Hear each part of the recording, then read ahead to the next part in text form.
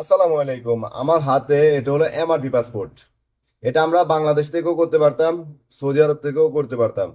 বর্তমানে এই এমআরপি পাসপোর্টটা কি হচ্ছে, আমরা আগে এই পাসপোর্টটা করতে হলে বাংলাদেশ পাসপোর্ট অফিসে যেতে হতো অথবা কনসুলেট সেবা যেখানে দেয় সেখানে যেতে হতো। যাওয়ার পরে তারা এই পাসপোর্টটাকে ফটোকপি করতো, আমাদেরকে একটা কাউন্টারে পাঠাতো। কাউন্টারে পাঠানোর পরে 165 রিয়াল নিত, আমাদেরকে একটা রিসিট দিয়ে দিত। রিসিটের মধ্যে লেখা থাকতো কতদিন পরে আমরা পাসপোর্টটা পাবো। পাসপোর্ট আসার পরে আমাদের মোবাইলে এসএমএস চলে আসতো, আমাদের পাসপোর্টটা চলে আসছে, আমরা যেন পাসপোর্টটা যেখান থেকে অ্যাপ্লাই করছি সেখানে গিয়ে রিসিভ করি।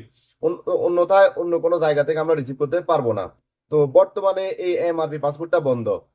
আপনি এখন সৌদি আরব থেকে আর এমআরপি পাসপোর্ট বানাতে পারবেন না, যেহেতু এখন সবকিছু অনলাইনে। সেহেতু এখন ই পাসপোর্ট আপনি বানাতেই হবে। আর ই পাসপোর্টটা বানাতে অনেকেরই জন্ম নিবন্ধনের সাথে পাসপোর্টের সাথে মিল নাই, আইডি কার্ডের সাথে পাসপোর্টের সাথে মিল নাই, অথবা আইডি কার্ড জন্ম নিবন্ধনের সাথে মিল নাই। তো এই ক্ষেত্রে আপনারা কি করবেন, কিভাবে আপনারা ই পাসপোর্ট বানাবেন? ই পাসপোর্ট বানাতে হলে একটা সবচেয়ে সহজ পদ্ধতি হলো আপনাদের বাংলাদেশের জন্ম নিবন্ধনটা আপনারা সংশোধন করতে পারবেন। তো আপনার পাসপোর্টে যেই নাম আছে, বাবার নাম, মায়ের নাম, জন্ম তারিখ যেভাবে আছে সেভাবে দিয়ে আপনি একটা জন্ম নিবন্ধন বাংলাদেশে বানাই ফেলেন। সেটাকে অনলাইন করেন। অনলাইন করার পরে সৌদি আরব আপনি ফটোকপি নিয়ে আসেন অথবা মোবাইলে নিয়ে আসেন, আনার পরে তারপরে অ্যাপ্লাই করেন। তারপর আপনি আপনার জন্ম নিবন্ধন অনুসারে আইডি কার্ড ঠিক করার জন্য অ্যাপ্লাই করে দেন, তাহলে কিন্তু আপনার আইডি কার্ডটা বাংলাদেশে ঠিক হয়ে যাবে। আপনি আইডি কার্ড ঠিক করার জন্য, মানে আইডি কার্ডের ভুল সংশোধন করার জন্য আপনি কিন্তু বাংলাদেশে আপনাকে থাকতে হবে। অথবা অনেক সময় দেখা যায় কি আপনি সৌদি আরব থেকেও যদি আপনার কারোর সাথে সম্পর্ক থাকে তাহলে আপনি হয়তো পারবেন ঠিক করতে। তো এখন এই পাসপোর্টটা বানাতে হলে আপনাকে অ্যাপ্লাই করতে হবে অনলাইনে। আপনি জন্ম নিবন্ধন অথবা আইডি কার্ড দিয়ে আপনি আপনার পাসপোর্টের জন্য অ্যাপ্লাই করতে হবে, যেটা আপনার পাসপোর্টের সাথে মিল আছে ওইটা দিয়ে আপনি অ্যাপ্লাই করেন। এই পাসপোর্টের জন্য হয়ে যাবে, জন্ম নিবন্ধন অথবা আইডি কার্ড দুইটার একটা দিয়ে আপনি অ্যাপ্লাই করতে পারবেন।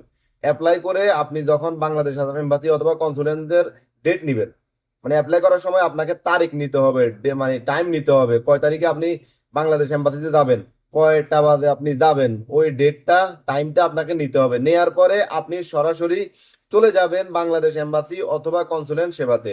ওইখানে দেওয়ার পরে তারা আপনার থেকে 210 রিয়াল নিবে ই পাসপোর্টের, 10 বছরের ই পাসপোর্টের জন্য। এখানে আরেকটা কথা বলি, আপনি পাসপোর্টে সবসময় লেবার দিবেন, যখন অ্যাপ্লাই করবেন তখন কিন্তু লেবার দিবেন। আপনি ম্যানেজার দিয়েন না, অথবা আপনি রেস্টুরেন্ট ম্যানেজার দিয়েন না, বা আপনি অন্য কিছু দিয়েন না। অন্য কিছু যদি দেন তাহলে এই ক্ষেত্রে আপনার পাসপোর্টের ফি আসতে পারে 500 রিয়াল থেকে 1000 রিয়াল পর্যন্ত। তো এই জন্য অনেক প্রবাসী এই ভুলটা করে, এই ভুলটা করে পরে বুঝতে পারে কেন তার পাসপোর্টের ফিটা বেশি আসলো। তো আপনি যখন পাসপোর্টের ফিটা প্রদান করবেন, তারপরে আপনার থেকে ফিঙ্গার নিবে, আপনার ছবি তুলবে, ছবি তোলার পরে আপনাকে রিসিট দিয়ে দিবে। আপনার পাসপোর্টটা কবে আপনি হাতে পাবেন, কবে বাংলাদেশ এম্বাসিতে আসবে, কবে কনসুলেট সেবাতে আসবে, সর্বোচ্চ 40 দিন থেকে 60 দিনের ভিতরে কিন্তু ই পাসপোর্ট চলে আসে। ই পাসপোর্টের জন্য এখন এত সময় নেয় না।